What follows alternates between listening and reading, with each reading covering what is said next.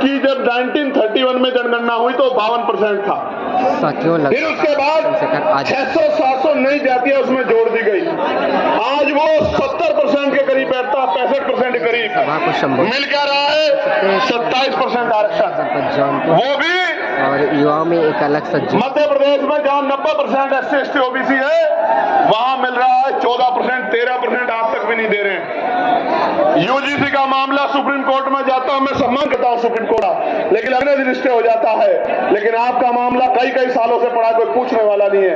आज मैं ऐलान करके कह रहा हूं, आप जाके घर घर बताना। और क्योंकि हम लोग महापुरुषों को मानने वाले लोग हैं, हमारा संकल्प ही हमारी शक्ति है। जिस तरह केंद्र की सरकार ने 10% आरक्षण 3 दिन के अंदर सामान्य जाति के गरीब भाइयों को दिया था बिना आंकड़ा जुटाए, 15% आरक्षण पिछड़ी अति पिछड़ी वर्ग के भाइयों को 27% से अलग आजाद समाज पार्टी काशीराम दिलाने का काम करेगी। मेरी बात को आप याद रखें। जो अति पिछड़ी जातियां हैं 100 नौकरी आएगी तो 15 नौकरी आपके परिवारों में उस तरह पहुंचेगी जिनमें आपके हिस्से को कोई दूसरा नहीं ले पाएगा, और बाकी आपकी हिम्मत पे है। आप पढ़ लिख के आपके बच्चे जनरल मेरिट या पिछड़े मेरिट में भी जाएंगे तो उसमें भी आपकी नौकरियों का संरक्षण करने का काम हम लोग करेंगे। मेरी बात को आप याद रखें। प्यारे साथियों, जातिगत गणना में OBC का अगर कॉलम जुड़वाना है, OBC की गणना करानी है, ये पता करना है कि ट्रैक्टर किसके पास है, ट्रॉली किसके पास है, बस किसके पास है, 4 पहिया गाड़ी किसके पास है, 2 पहिया गाड़ी किसके पास है, किसके अकाउंट में कितने पैसे हैं, किसके पास कितना बिजनेस है, किसके पास क्या व्यापार है, किसके पास कौन शिक्षित है, किसके पास जमीन। अगर जानकारी करनी है तो जनगणना करानी ही पड़ेगी और आर्थिक आंकड़े भी उसके जारी करने पड़ेंगे। ये तभी संभव होगा जब आजाद समाज पार्टी काशीराम के मेंबर असेंबली में और पार्लियामेंट में खड़े होंगे, तभी संभव होगा, इसके अलावा कोई रास्ता नहीं। प्यारे साथियों, अगर प्रमोशन में रिजर्वेशन SC/ST OBC के कर्मचारियों को दिलाना है, उनके हितों की रक्षा करनी है, तो आपको आजाद समाज पार्टी काशीराम को ताकत देनी पड़ेगी। अगर आपको निजी क्षेत्रों में आरक्षण लागू कराना है, अपने बच्चों की हिस्सेदारी सुनिश्चित करनी है भेदभाव वाले समाज में, तो आजाद समाज पार्टी काशीराम को आपको वोट देनी पड़ेगी।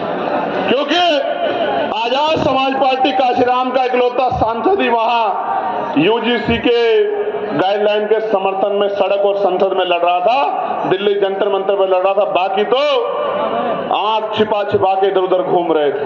प्यारे साथियों, जो दुख तकलीफों में आपके नहीं हुए वो कल सत्ता में के अहंकार में आपके क्या हो जाएंगे, इस बात को आपको समझना पड़ेगा। इसलिए मैं आपसे कह रहा हूं कि आजाद समाज पार्टी को अगर आप कामयाब करेंगे, ताकत देंगे, तो फिर आपकी ताकत मजबूत होती जाएगी। गौर से सुनो मेरे प्यारे साथियों, अब बदलाव की घड़ी आ चुकी है।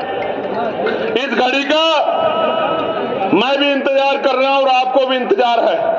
आप जो इतना पैसा खर्च करके, समय खर्च करके इस कड़ाके की गर्मी में यहां डटे हुए हो, तो फिर आज यहां दिल पे ये संकल्प लेके जाओ, अपने दिल में दिमाग में बात मजबूत करके जाओ कि हमारे ऊपर जो जुल्म हुआ है, हमारे ऊपर जो अन्याय हुआ है, हमारे अधिकारों को जो लूटा गया है, हमें एक एक अधिकार छीन के लेना है, और छीन के लेने के लिए हमें शक्ति बनानी है। और लोकतंत्र में शक्ति वो वोट में होती है। अपने वोट को मजबूत करना है, अपने बूथ को मजबूत करना है, अपने सेक्टर को मजबूत करना है। प्यारे साथियों, आज जनता की अदालत लगी है, जनता की अदालत, और जनता की अदालत में फैसला होना है, और इसका मौका 2027 में आएगा। बेसब्री से इंतजार है मुझे कि आप अपनी गुलामी की बेड़ियां काटने के लिए किस तरह का प्रयास करोगे, ये बताने के लिए मैं आज आपके पास आया। प्यारे साथियों, मेरी बात पे गौर करो। कब तक बेबसी, लाचारी, गरीबी, बीमारी, परेशानियों की जिंदगी जियोगे? एक समय था कि देश आजाद नहीं था, तमाम तरह के वैधान थे, तमाम तरह के जो है आपके ऊपर बंदिशें लगाई गई थी, लेकिन बाबा साहब अम्बेडकर ने, मैं इस कहानी को इसलिए कह रहा हूं कि आपको, मेरी नौजवान पीढ़ी को पता लगे कि बाबा साहब अम्बेडकर ने अपने 4-4 बच्चे कुर्बान किए और कैसा समय बिताया। गौर से सुनो, ये जो अगली 10 मिनट है, ये आपके दिल पे ऐसी छाप छोड़ेगी कि आपको पता लगेगा बाबा साहब ने हमारे लिए क्या किया है।